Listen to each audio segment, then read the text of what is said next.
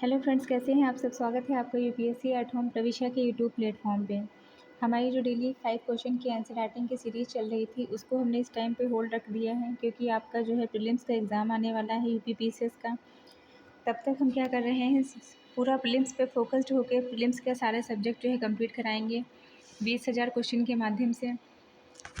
अभी तक हमने जो है इस सीरीज़ में कौन कौन से सब्जेक्ट स्टार्ट किए हैं। हिस्ट्री स्टार्ट कर दिया है। हिस्ट्री में हमने एंशिएंट हिस्ट्री और मॉडर्न हिस्ट्री दोनों साथ में लेके चल रहे हैं। उसके साथ साथ आपका इंडियन ज्योग्राफी हो रहा है, क्योंकि इंडियन ज्योग्राफी से जो है अगर वर्ल्ड ज्योग्राफी से आप कंपेयर करेंगे तो इंडियन ज्योग्राफी से क्वेश्चन ज़्यादा पूछे जाते हैं, वो हमने स्टार्ट किया है। पॉलिटी आपकी चल रही है, उसके साथ साथ इन्वायरमेंट भी चल रहा है। और इस सीरीज़ के साथ में आपकी जो है एक और जो सीरीज़ चल रही है जो कि स्पेक्ट्रम और लक्ष्मीकांत पे बेस्ड है, उसको हमने अभी भी जो है रेगुलर बेसिस पे वो सीरीज़ चल रही है, क्योंकि वो ना केवल आपके मेंस के पर्सपेक्टिव से बल्कि आपके प्रीलिम्स के लिए भी बहुत ज़्यादा इंपॉर्टेंट है। क्योंकि उसमें हम क्या कर रहे हैं, पूरा जो है चैप्टर कंप्लीट कर रहे हैं, फिर चैप्टर से रिलेटेड 20 क्वेश्चन आपके प्रीलिम्स के और 10 क्वेश्चन आपके मेंस के हम पूरा कवर करवा रहे हैं डिटेल में। तो इसलिए जो है वो सीरीज़ आपके लिए बहुत ज़्यादा इंपॉर्टेंट है। लक्ष्मीकांत की सीरीज़ का हमने 20 चैप्टर कंप्लीट कर लिया है, और जो आपकी स्पेक्ट्रम की सीरीज़ है उसमें हमने 18 चैप्टर कंप्लीट कर लिए हैं। जिस किसी ने नहीं देखा है, हमारी प्लेलिस्ट में जाकर उसको देख सकते हैं, और हमारे कमेंट सेक्शन में ज़रूर बताइए कि आप लोगों को वो सीरीज़ जो चल रही है कैसी लग रही है। तो हम क्या लेके आए हैं आज की जो है सीरीज़ का जो है इन्वायरमेंट का चैप्टर 9 है। अभी तक हमने इस सीरीज़ से चैप्टर 8 पूरा कंप्लीट कर लिया है। जिसने नहीं देखा है, प्लेलिस्ट में जाके आप देख सकते हैं। आप हमारी प्लेलिस्ट में जाएंगे तब आपको पता चलेगा कि क्या क्या जो है चीज़ें कंप्लीट हो गई हैं। चैप्टर 9 क्या है, ओजोन क्षरण एवं नियंत्रण हेतु अंतर्राष्ट्रीय प्रयास। इसका जो पहला जो क्वेश्चन है वो क्या है, पश्चिमी गोलार्ध में निम्नलिखित में से किस रोग के उत्पन्न होने के का प्रमुख कारण ओजोन परत का छिद्र है। पश्चिमी जो गोलार्ध है, पश्चिमी गोलार्ध में निम्नलिखित में से किस रोग के उत्पन्न होने का प्रमुख कारण क्या है, ओजोन छिद्र है। कौन सा है, त्वचा कैंसर, स्किन कैंसर। इसको जो हम देखेंगे पूरा डिटेल में कि इसमें क्या है कि पश्चिमी गोलार्ध में त्वचीय रोग उत्पन्न होने का प्रमुख जो कारण है वो क्या है, ओजोन परत का छिद्र है। ओजोन परत पराबैंगनी अल्ट्रावायलेट किरणों के दुष्प्रभाव से हमें बचाती है। ओजोन लेयर के प्रति लोगों को जागरूक करने के लिए 16 सितंबर को अंतर्राष्ट्रीय ओजोन दिवस के रूप में मनाया जाता है। अब आप जो है यहाँ पे क्या फैक्ट याद कर सकते हैं, एक तो जो है ये जो स्किन कैंसर से रिलेटेड जो फैक्ट है वो आप याद कर सकते हैं। दूसरा क्या पूछा गया है कि जो अंतर्राष्ट्रीय ओजोन दिवस कब मनाया जाता है, तो अंतर्राष्ट्रीय ओजोन दिवस मनाया जाता है 16 सितंबर को। नेक्स्ट हम देखेंगे, नेक्स्ट क्वेश्चन है, अम्ल वर्षा निम्नलिखित गैसों के वायु में रहने के कारण होती है। कौन सी ऐसी गैसें हैं जिनके वायु में रहने के कारण क्या होती है, अम्ल वर्षा होती है। तो कौन सा है, सल्फर डाइऑक्साइड और नाइट्रस ऑक्साइड। वायुमंडल में शुद्ध हवा में कोई अनावश्यक तत्व जैसे कि गैस, धुआं, धूल कण आदि मिल जाने से वायु प्रदूषण उत्पन्न हो जाता है, जो अम्ल वर्षा का कारण बनता है। अम्ल वर्षा का प्रमुख कारण सल्फर डाइऑक्साइड और नाइट्रस ऑक्साइड होती है। यह दोनों पानी के साथ मिलकर नाइट्रिक अम्ल और गंधक का अम्ल बनाती हैं। नेक्स्ट क्या है, नेक्स्ट क्वेश्चन है, ओजोन परत किन विकिरणों को रोकती है। ओजोन परत जो है किसको रोकती है, या पराबैंगनी विकिरण को रोकती है। ओजोन परत समताप मंडल के निचले हिस्से में पृथ्वी से लगभग 10 से 50 किलोमीटर की दूरी की ऊंचाई पर स्थित होती है। अब आपसे ये क्वेश्चन यहाँ पे बन सकता है कि ओजोन परत है ये कहाँ पे स्थित होती है, तो ये आपके जो है समताप मंडल के निचले हिस्से में पृथ्वी से लगभग 10 से 50 किलोमीटर की ऊंचाई पर अवस्थित है। ओजोन परत सूर्य की पराबैंगनी किरणों को पृथ्वी पर नहीं आने देती है। इसके पृथ्वी पर इसके पृथ्वी पर अपने से त्वचा कैंसर का मतलब इसके जो क्या होता है, ये जो अगर पृथ्वी पर अगर ये आ जाती है तो इससे क्या होता है, जो त्वचा कैंसर का जो है खतरा उत्पन्न हो जाता है, बढ़ जाता है। ओजोन परत की मोटाई को डॉप्सन, अभी आप यहाँ पे क्या दूसरा फैक्ट है कि ओजोन परत की जो मोटाई है वो किससे नापी जाती है, तो डॉप्सन इकाई से नापी जाती है। या डायरेक्ट ये इसको घुमा के क्या पूछ सकते हैं कि डॉप्सन इकाई से जो है एक यंत्र है, इससे क्या नापा जाता है, इससे जो है ओजोन परत की मोटाई मापी जाती है।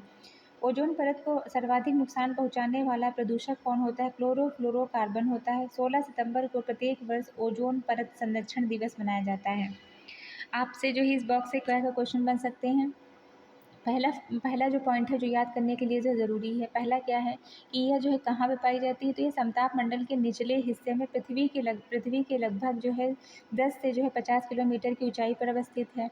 दूसरा जो पॉइंट है जो याद करने के लिए ज़रूरी है कि ओजोन परत क्या करती है, यह सूर्य की पराबैंगनी किरणों को पृथ्वी पर नहीं आने देती है।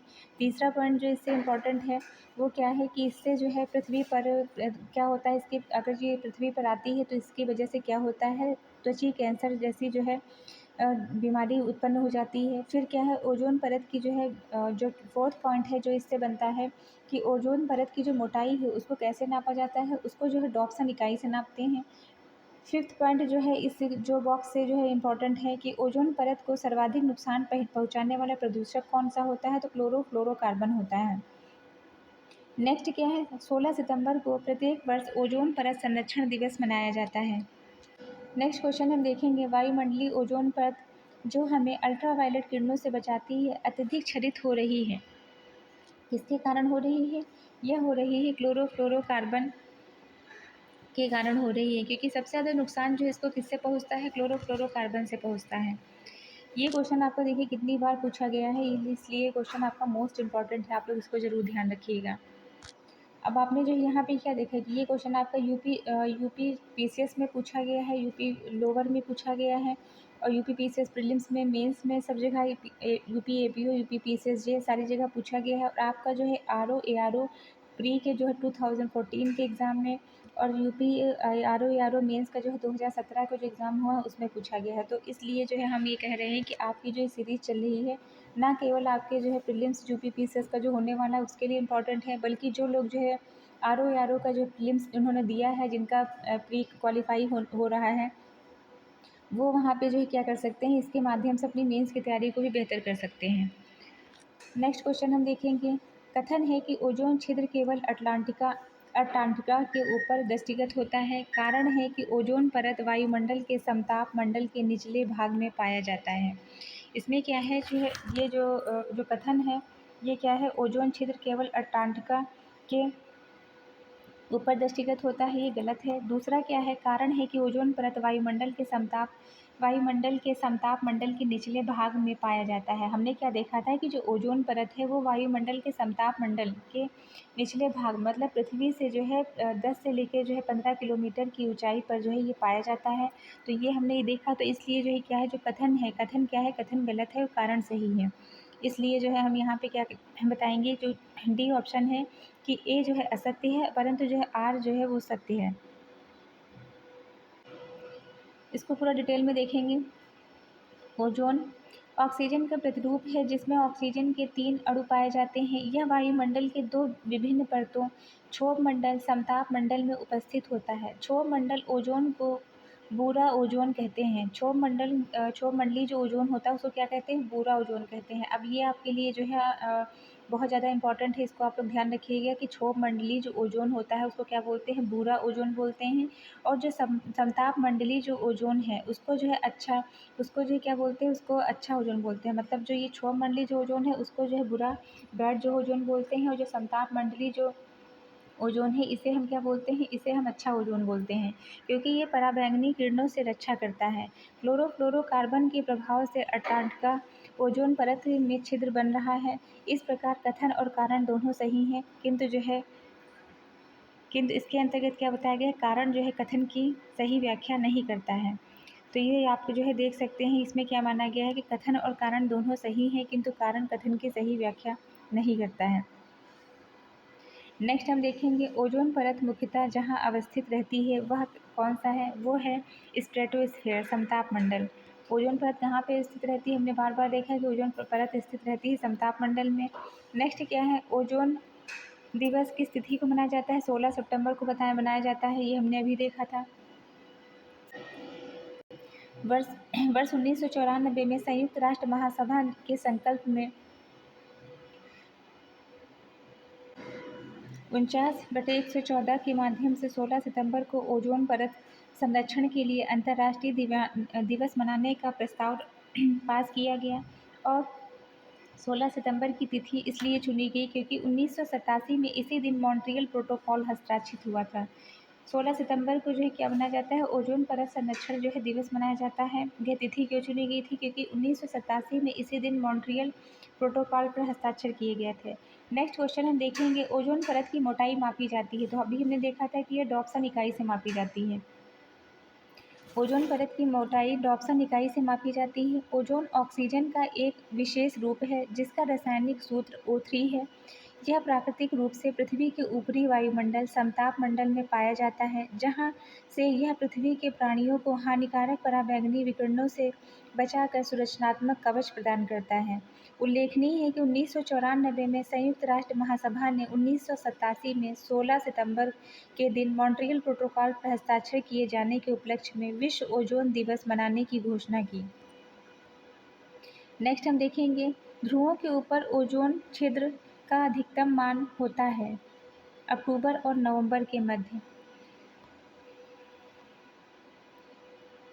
जोसेफ फॉरमैन के नेतृत्व में ब्रिटिश अंटार्कटिका सर्वेक्षण टीम ने सूचनाओं के आधार पर यह बताया कि अंटार्कटिका के ऊपर वायुमंडल में वसंत काल सितंबर से लेकर नवंबर में ओजोन परत 40% का क्षरण हो जाता है। नेक्स्ट क्वेश्चन हम देखेंगे, समताप मंडल में ओजोन के स्तर को प्राकृतिक रूप से विनियमित किया जाता है, किसके द्वारा? नाइट्रोजन डाइऑक्साइड के द्वारा।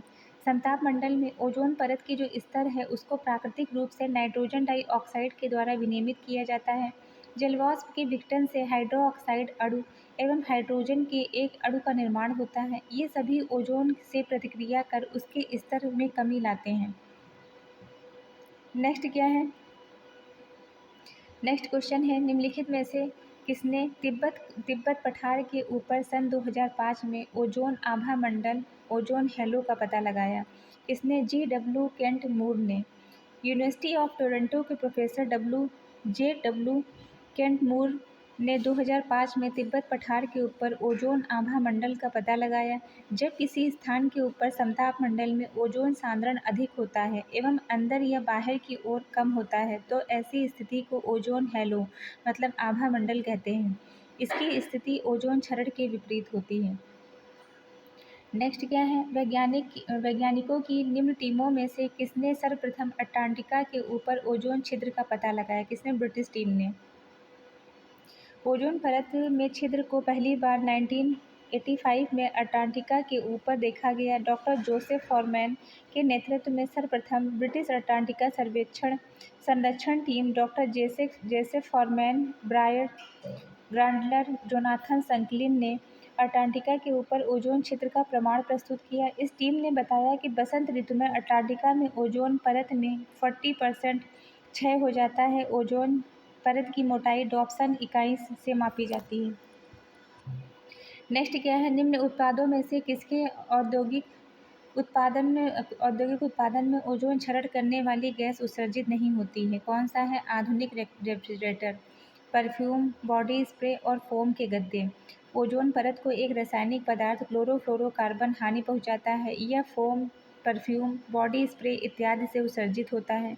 फोम एक प्राकृतिक पदार्थ है। आधुनिक रेफ्रिजरेटर से ओजोन क्षरण वाली गैस उत्सर्जित नहीं होती है। नेक्स्ट क्वेश्चन हम देखेंगे, कथन है कि ओजोन जैविक जीवन के लिए परम आवश्यक है। कारण है कि ओजोन परत पृथ्वी को उच्च ऊर्जा विकिरण से संरक्षित करती है। तो यहाँ पे हमने क्या देखा कि कथन और कारण दोनों सही है और कारण कथन की सही व्याख्या करता है। ओजोन जो है जैविक जीवन के लिए आवश्यक है। कारण क्या है कि जो ओजोन परत है ये पृथ्वी को उच्च ऊर्जा विकिरण से संरक्षित करती है। धरातल में मुख्यतः 15 से लेकर 35 किलोमीटर के मध्य ओजोन गैस की एक परत पाई जाती है जो सूर्य से आने वाली पराबैंगनी किरणों को अवशोषित कर लेती है। इसे पृथ्वी का सुरक्षा कवच भी कहा जाता है। जब आपसे पूछा जाता है कि पृथ्वी का सुरक्षा कवच किसे कहते हैं तो ओजोन को कहते हैं।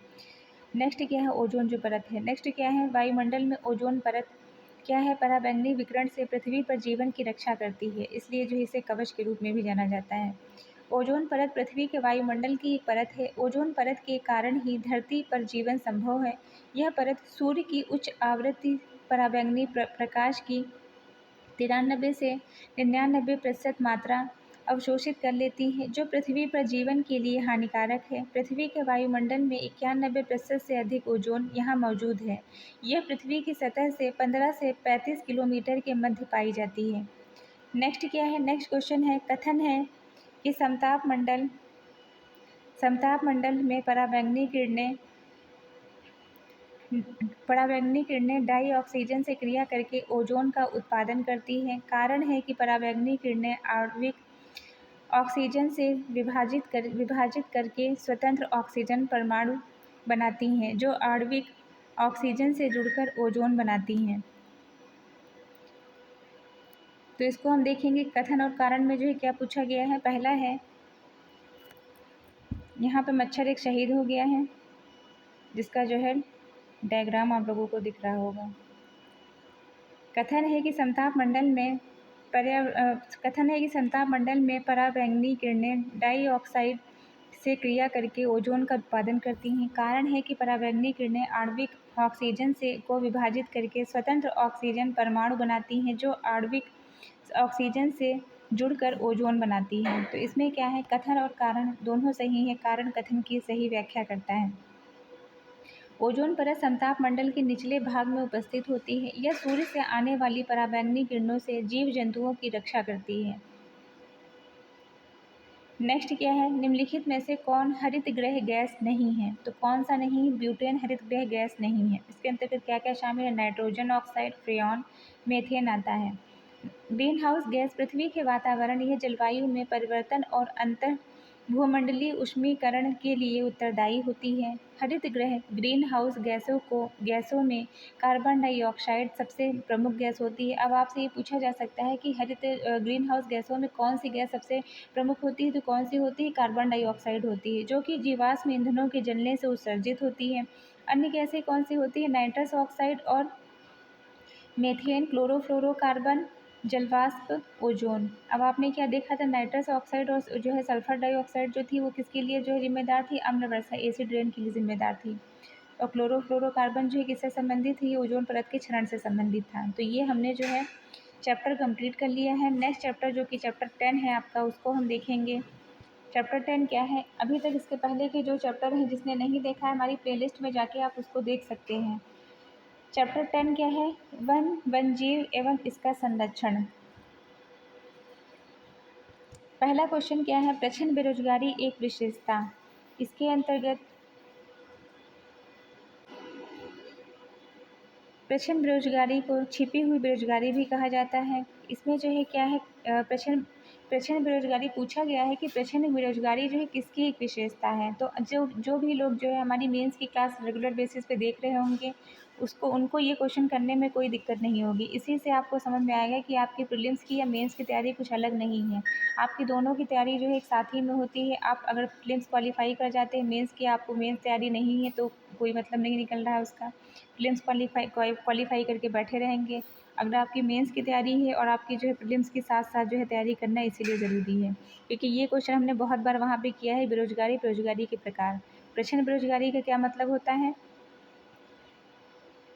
प्रच्छन्न बेरोजगारी को जो है छिपी हुई बेरोजगारी भी कहा जाता है। इस प्रकार की बेरोजगारी आमतौर पर कृषि क्षेत्र में दिखाई पड़ती है। इसके तहत कृषि कार्यों में आवश्यकता, मतलब अगर मान लीजिए जो है कोई भी कार्य जो है कृषि मतलब खेती में कोई काम हो रहा है, उसमें जो है ज़रूरत है हमें 10 लोगों की, और वहाँ पे बिना मतलब के जो है 20 लोग लगे हुए हैं। तो ऐसी बेरोजगारी को मतलब वो दिखेंगे तो कि वो काम कर रहे हैं, लेकिन वो काम नहीं कर रहे, वो वहाँ पे बेरोजगार ही हैं। क्योंकि जो है ज़रूरत है 10 लोगों की, काम कर रहे हैं 20 लोग, दिख रहे हैं कि हाँ वो रोज़गार उनको मिला हुआ, लेकिन रोज़गार नहीं मिला, वो बेरोज़गार हैं। इसलिए कहा जाता है कि जो है ये प्रच्छन्न बेरोजगारी किसकी एक विशेषता है, कृषि की विशेषता है। तो इसको हम डिटेल में देखेंगे क्या लिखा हुआ है।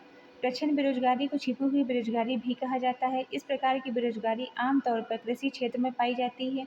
इसके तहत कृषि कार्यों में आवश्यकता से अधिक लोगों को सम्मिलित होना माना गया है। शहरी क्षेत्रों में प्रच्छन्न बेरोजगारी सेवा क्षेत्र में देखी जाती है। नेक्स्ट हम देखेंगे निम्नलिखित में से कौन सा एक सही रूप में सुमेलित नहीं है।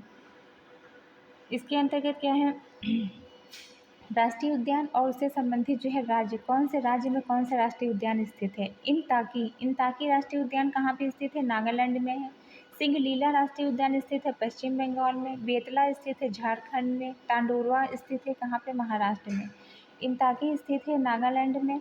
सिंगलीला स्थित है पश्चिम बंगाल में, बेतला स्थित है झारखंड में, और तंडोवा कहाँ पे स्थित है, महाराष्ट्र में स्थित है। अब इस तरह के क्वेश्चन जो मैचिंग में आपके पूछे जाते हैं, तो इसको याद करने के लिए आप क्या कर सकते हैं, आप लूसेंट की बुक उठाइए और उसमें जो चार्ट, जो बॉक्सेस में जो चीज़ें दी हुई हैं, आप उसको पूरा याद कर डालिए। तो उससे आपके जो ये मैचिंग वाले जो क्वेश्चन होते हैं वो कभी गलत नहीं होंगे। नेक्स्ट क्वेश्चन हम देखेंगे, निम्नलिखित में से कौन सा एक स्थल यूनेस्को की विश्व धरोहर की सूची में शामिल नहीं है। तो कौन सा शामिल नहीं है, इसके अंतर्गत क्या है, जो है फूलों की घाटी को जो है विश्व धरोहर स्थल में शामिल नहीं किया गया है। नेक्स्ट हम देखेंगे, निम्नलिखित में से जो है कौन सा इसी के संदर्भ में जो फूलों की घाटी जो ये टॉपिक है, मतलब जो ये पॉइंट है फूलों की घाटी, इसी के संबंध में हमने इसके पहले जो सीरीज़ में जो हमने क्वेश्चन किया था, आपको याद आ रहा होगा। अगर जो है वो लोग रेगुलर बेसिस पे कोई हमारी वीडियो देख रहा होगा, उसको समझ में आ रहा होगा कि फूलों की घाटी से संबंधित क्या क्वेश्चन था।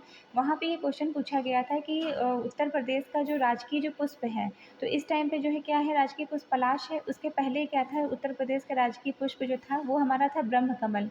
ब्रह्म कमल चूँकि जो है ये हमारा कहाँ मिलता है, ये फूलों की घाटी में मिलता है, और जो फूलों की घाटी है वो हमारे उत्तर प्रदेश से हटकर जो उत्तराखंड का, ये उत्तराखंड में चली गई है। तो तो ये जो है क्या है, ये इस टाइम पे जो है उत्तराखंड में स्थित है फूलों की घाटी। इसलिए जो है हमारा जो राजकीय जो चिन्ह था, हमने उसको चेंज कर दिया, ब्रह्म कमल से जो है, ब्रह्म कमल के जो है फूल से जो है हटा कर क्या कर दिया, पलाश कर दिया। तो ये जो है फैक्ट हमको याद आया तो हमने बता दिया है। नेक्स्ट क्या हम देखेंगे, निम्नलिखित में से कौन सा एक स्तनधारी अंडे देता है, कौन सा, एकिडना। एकिडना एक स्तनधारी है जो अंडे देता है। अंडे देने वाले स्तनधारियों को मोनोट्रेम्स कहा जाता है। विश्व में 5 स्तनधारी ऐसे हैं जो अंडे देते हैं, जिसमें 4 एकिडना की प्रजातियां तथा प्लेप्टिपस की प्रजातियां हैं। नेक्स्ट क्या है, नेक्स्ट है क्वेश्चन कि भारत सरकार के द्वारा पर्यावरण संरक्षण अधिनियम पारित किया गया। भारत सरकार के द्वारा जो है पर्यावरण संरक्षण अधिनियम कब पारित किया गया, 1986 में। इसी से संदर्भ में जो है हमने क्या देखा था, एक जो है हमने और जो क्वेश्चन देखा था, आपको अगर याद होगा कि जो प्रोजेक्ट जो टाइगर है, तो प्रोजेक्ट टाइगर जो है कब पारित किया गया था, प्रोजेक्ट टाइगर को पारित किया गया था 1976 में। ऐसे आप एक दूसरे से इंटरलिंक करते हुए सारे जो है क्वेश्चन को याद कर सकते हैं। इसको हम देखेंगे, भारत सरकार के द्वारा पर्यावरण संरक्षण अधिनियम 1986 पारित किया गया। पर्यावरण की सुरक्षा एवं पर्यावरण में सुधार करने के उद्देश्य से यह अधिनियम लाया गया।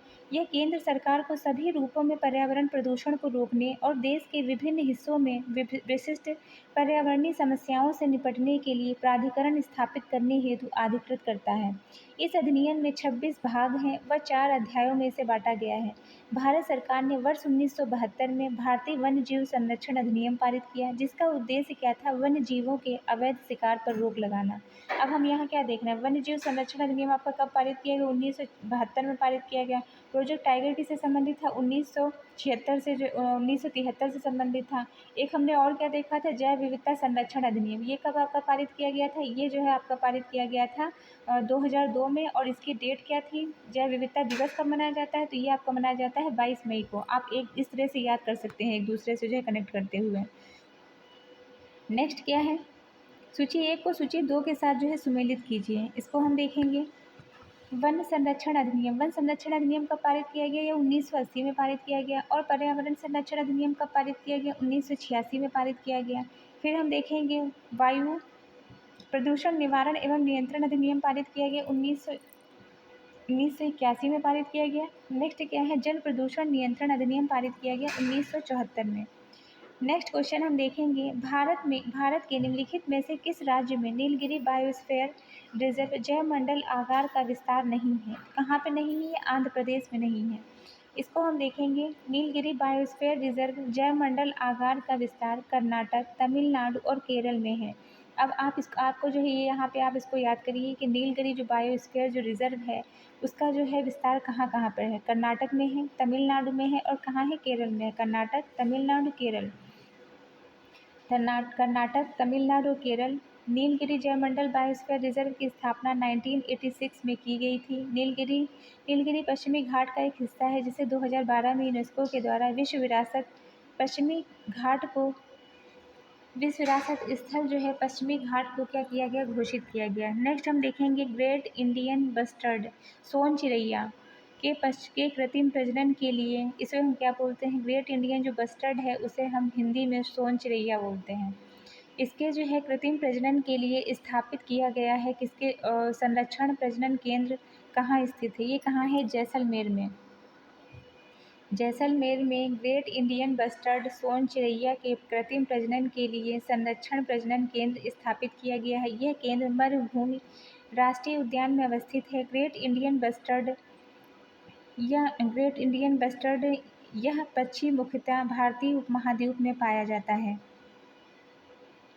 नेक्स्ट क्या है, निम्नलिखित में से कौन सा सही सुमेलित नहीं है। इसके अंतर्गत हम देखेंगे वन्य जीव जो संरक्षण अधिनियम है, हमने क्या देखा था 1972 में, पर्यावरण संरक्षण अधिनियम 1986 में, वन संरक्षण अधिनियम 1980 में, जैव विविधता कब है 2002 में। प्रोजेक्ट टाइगर कब था 1973, मतलब 1972 में जो हमने देखा वन जीव संरक्षण अधिनियम, और जो है प्रोजेक्ट जो है टाइगर जो है हमने कब देखा 1973 में। नेक्स्ट क्या है, भारत में निम्नलिखित में से कौन सा अधिनियम वन जीवों से के संरक्षण प्रदान करता है। कौन सा अधिनियम जो वन जीवों को संरक्षण प्रदान करता है, अभी हमने देखा ये है 1972। नेक्स्ट क्वेश्चन है, वन जीव संरक्षण अधिनियम लागू किया गया है। बार बार देखिए ये क्वेश्चन पूछा जा रहा है, इसलिए क्वेश्चन मोस्ट इंपॉर्टेंट है, बार बार रिपीट हो रहा है। वन्य जीवों को सुरक्षा प्रदान करने हेतु अवैध शिकार या अवैध व्यापार को नियंत्रित करने के उद्देश्य से भारतीय वन्य जीव संरक्षण अधिनियम 1972 ईस्वी में लागू किया गया। वर्ष 2003 में इस अधिनियम को संशोधित किया गया और इसका नाम वन्य जीव संरक्षण अधिनियम 2002 रखा गया। इससे संबंधित अपराधों के लिए सजा व जुर्माने का भी कठोर प्रावधान किया गया है। नेक्स्ट क्वेश्चन क्या है, निम्नलिखित में से कौन सा राष्ट्रीय उद्यान लॉयन टेल मैकॉक सिंह पूछ बंदर का ग्रह है। कौन सा स्थान है, शांत घाटी। शांत घाटी आपकी जो है कहाँ पे स्थित है, शांत घाटी केरल में है। आप जो है इसको गूगल करके देख लीजिएगा कि ये सही है या नहीं है, थोड़ा सा हमको डाउट है यहाँ पे। सिंह पूछ बंदर पश्चिमी घाट में स्थित शांत घाटी में पाए जाते हैं। फूलों की घाटी हमने क्या देखा था, उत्तराखंड में स्थित है। इनका जो है वैज्ञानिक नाम मकाका सिलेनस है। शेर की पूछ वाला मकाक के गर्दन पर शेर की तरह बड़े बड़े बाल होते हैं और एक पूछ होती है जिससे एक शेर जैसा जिससे यह जो है कैसा दिखता है, एक शेर की तरह दिखता है। सुंदरवन या पश्चिम बंगाल में जो है, सुंदरवन कहाँ पे स्थित है, या पश्चिम बंगाल में स्थित है। और यहाँ पे सुंदरी नामक जो है वृक्षों के लिए, सुंदरवन किस लिए प्रसिद्ध है, ये सुंदरी नामक वृक्षों के लिए प्रसिद्ध है। ये कहाँ पे स्थित है, ये पश्चिम बंगाल में स्थित है। फिर क्या है, बांदीपुर। बांदीपुर जो है कहाँ पे है, बांदीपुर कर्नाटक के चामराजनगर जिले में स्थित है, टाइगर रिजर्व है। यह अपने पर्णपाती वनों के लिए प्रसिद्ध है। बांदीपुर किसके लिए प्रसिद्ध है, ये अपने पर्णपाती वनों के लिए प्रसिद्ध है। सुंदर जो है किसके लिए जो है, सुंदर वन जो है सुंदरी नामक वृक्षों के लिए प्रसिद्ध है। सिपलीपाल उड़ीसा के मयूरभंज में स्थित एक हाथी अभ्यारण्य है। 1956 में इसका चयन आधिकारिक रूप से टाइगर रिजर्व के लिए किया गया था। अब ये आपका जो है जो सारे फैक्ट इंपॉर्टेंट है, इसके साथ साथ जो आपका जो है ये भी पूछा जा सकता है कि जो सुंदरवन है, इसको मैचिंग पूछा जा सकता है, वो किससे जो है संबंधित है, किस राज्य में है, पश्चिम बंगाल। बांदीपुर जो है कहाँ पे है, कर्नाटक में है। और सिपलीपाल कहाँ पे है, उड़ीसा में है। नेक्स्ट हम देखेंगे निम्नलिखित में से कौन सा एक युग्म सुमेलित नहीं है। इसमें क्या है, वन्य जीव सुरक्षा अधिनियम 1972, किसान अधिकार अधिनियम 2001, डेयरी विकास बोर्ड अधिनियम 1987, कृषि सुरक्षा अधिनियम 2002। और 2002 में हमने क्या देखा था, यहाँ पे हमने देखा था जैव सुरक्षा जो है अधिनियम, जैव विविधता जो है अधिनियम जो कौन सा था, 2002 था। और कब जो है डेट क्या थी, जैव विविधता दिवस मनाया जाता है 22 मई को, ये जो है जैव विविधता दिवस मनाया जाता है। फिर से एक बार देखेंगे, वन्य जीव सुरक्षा अधिनियम 1972, प्रोजेक्ट टाइगर हमने देखा था 1973। और जो है फिर क्या है, किसान अधिकार अधिनियम है 2001, डेयरी विकास बोर्ड अधिनियम है 1987। और क्या है, कृषि सुरक्षा अधिनियम है 2002। नेक्स्ट क्वेश्चन हम देखेंगे, भारत सरकार के द्वारा राष्ट्रीय वनीकरण एवं पारिस्थितिकी विकास बोर्ड की स्थापना किस वर्ष की गई, तो यह की गई है 1992 में। भारत सरकार के द्वारा राष्ट्रीय वनीकरण एवं पारिस्थितिक विकास बोर्ड की स्थापना अगस्त 1992 में की गई है।